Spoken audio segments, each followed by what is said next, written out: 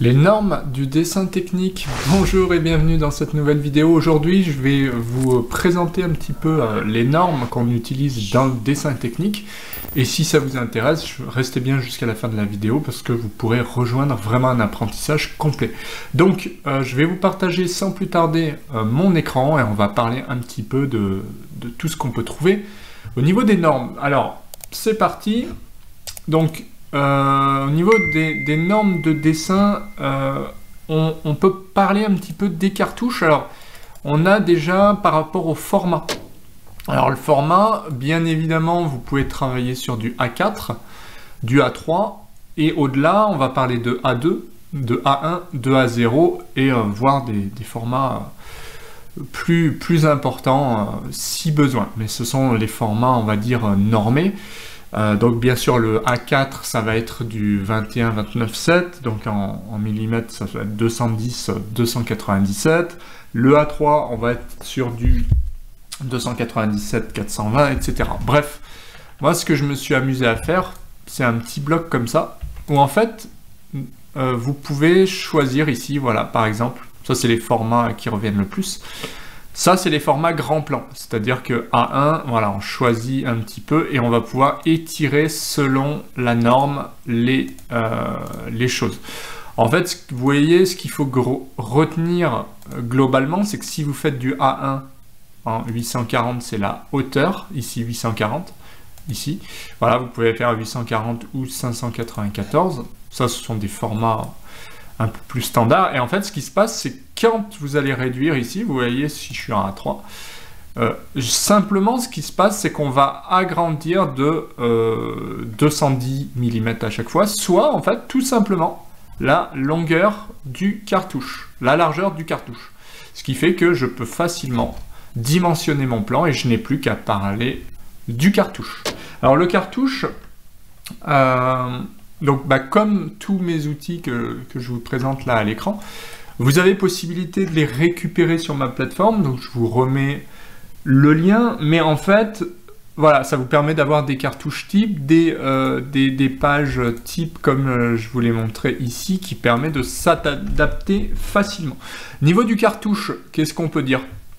Il faut qu'il y ait en fait tout simplement la date du dessin, indiquer donc l'adresse, désigner une adresse de construction, nom et adresse du propriétaire, fonction des dessins, si c'est de la phase DCE, EXE, APD ou ce que vous voulez, DOE par exemple, désigner les dessins, est-ce que c'est une façade, est-ce que c'est une coupe, etc. Donc ça, dans la formation, on aura l'occasion d'y revenir plus en détail, parce qu'il y a des choses à maîtriser. Donc ça, c'est ce qui concerne le cartouche. On va revenir sur vraiment le dessin à part entière. Alors le dessin, déjà, ce qu'il faut maîtriser, c'est... on peut commencer par les traits. Alors les traits. Alors pour représenter des éléments dits coupés, par exemple des murs, on va parler de traits renforcés. Donc ça va se gérer sur des logiciels DAO avec des calques. Donc par exemple en mur, je serai... selon la norme, plutôt en 0,7, 0,6, donc très renforcé, continu, d'accord? Donc si je vous fais là un mur, mettons que vous ayez là, alors je sais pas du tout, ouais je suis en centimètres, donc mettons, je dessine ici un mur, comme ceci, voilà, un ensemble de murs, je me mets dans un calque pas fin comme ça, mais un calque avec des traits renforcés, continus, d'accord? Donc ça me permet de visualiser un bâtiment avec des murs, ok? Vue de dessus, par exemple, enfin, ou vue en plan. On parle de vue en plan, c'est que je suis dans mon bâtiment et je regarde vers le haut. Si vous êtes plutôt dans l'architecture que la structure, vous regardez vers le bas. Bon, ça change pas grand-chose, ça change même rien du tout, puisqu'il faut dessiner en traits renforcés. Maintenant, très fort, c'est quoi? C'est par exemple, vous voyez une poutre, donc la poutre est visible, elle est en trait fort, c'est-à-dire en 0,35 à peu près, c'est une poutre de 40. Chaque élément vu, que ce soit une poutre ou une réservation comme ceci, si je la dessine très rapidement, eh bien ce sera dessiné de cette manière. Et puis Ça, au milieu, bien sûr, ce sera des traits plus fins. Donc c'est pour ça que j'utilise en général ce qu'on appelle, sur AutoCAD ou autre, des blocs dynamiques. Ce sont des blocs comme ceci, qui permettront d'aller plus vite dans le dessin. Par exemple, une 40 par 20, automatiquement. Mais c'est vrai qu'en principe, comme ça c'est vu, comme je vois mon arête de poutre, je vois mon trou, eh bien, ce sont des arêtes qui sont vues mais pas coupées, donc on les dessine en traits forts, continus toujours. Et puis, vous avez les traits, les continus fins, ce sont pour, par exemple, les cotations. Aucun intérêt de les faire en traits renforcés ou forts. Ce sera des traits, au contraire, plus fins qu'on va trouver donc de cette manière. Je vais vous passer en plein écran parce que sinon, vous loupez un petit peu des infos. Donc voilà, par exemple, je mets un certain nombre de cotations. Elles seront représentées sous cette forme. On parle donc de traits fins, y compris pour le texte, ou je ne sais pas, tout un tas d'informations. Et puis on va avoir aussi des traits interrompus. Hein. Alors interrompus, ça peut être par exemple matérialiser un élément non porteur de ce type-là. Donc si je vous mets le bon type de trait, ça va être interrompu. On parle de cache, de pointillé si vous voulez. En langage technique, ce sera interrompu fin. Donc ça, c'est par exemple, je vois un escalier qui est à l'étage d'en dessous, donc je le vois à travers la dalle, donc je ne le vois pas vraiment, et il est représenté ou matérialisé en pointillé, d'accord? Et puis vous avez aussi des traits d'axe. On va parler de mixte, pardon. Ça peut être des traits d'axe pour matérialiser une file comme ceci. Dans ce cas-là, ce sera plutôt un trait mixte ou axe comme ceci.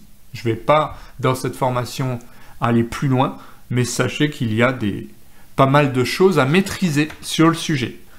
Les écritures, pour terminer, pour ce petit tutoriel, hein, qui n'est pas la formation complète, les écritures sont en général en 2,5 à l'échelle 1. Donc, si je fais un texte, le texte devrait faire 2,5 à l'échelle 1. C'est pour ça que moi, il fera plutôt 12,5. Si vous multipliez par mon échelle actuelle, c'est du 50e. Moi, je travaille en 50e actuellement. Eh bien, vous voyez que mon texte est bien... Si vous multipliez 2,5 de la norme, vous retombez bien sur 12,5. D'accord? Donc, je fais 2,5 selon la norme, fois 50, c'est mon échelle, j'ai 125 mm.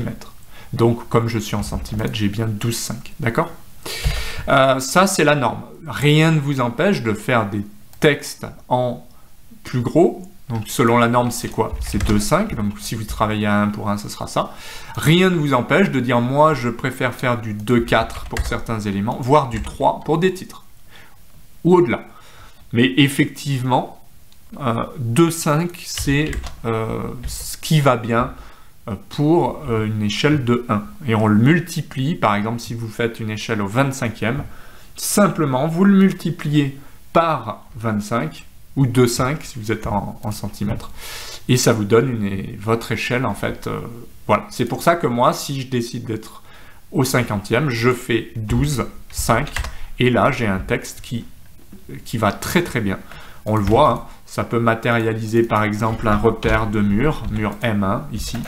Ça peut représenter aussi une poutre, pourquoi pas, par exemple 0,1. Voilà, ça ce sera ma poutre. Et on voit que c'est un texte standard. Effectivement, si je veux faire plutôt poutre 40 par 40, plutôt 40 par 30 de haut, voilà, ça sera ça. Et le titre, je peux me permettre de le faire plus gros, c'est-à-dire en 15 ou voire en 20. Là, il est très gros. Et voire, effectivement, en italique ou en gras. Est-ce que j'ai du gras? Je dois en avoir. Titre, voilà.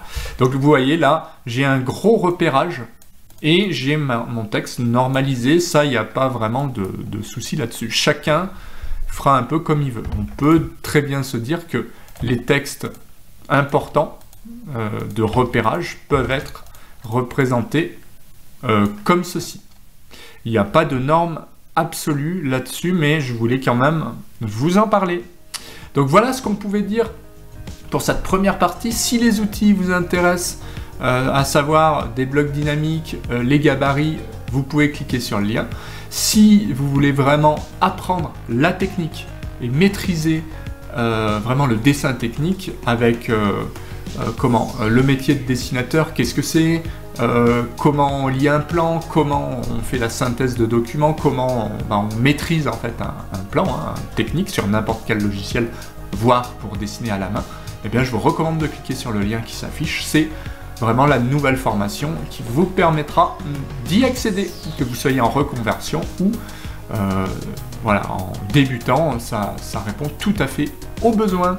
Donc voilà, merci beaucoup d'avoir suivi ce tutoriel. Comme d'habitude, si la vidéo vous a plu, petit pouce bleu, ça fait toujours plaisir. Pensez à vous abonner et à cliquer sur la clochette des notifications là, c'est pour ne rien louper. Et puis sinon, pensez à faire un tour sur mon site pour revoir mes formations. Allez, à très vite, salut!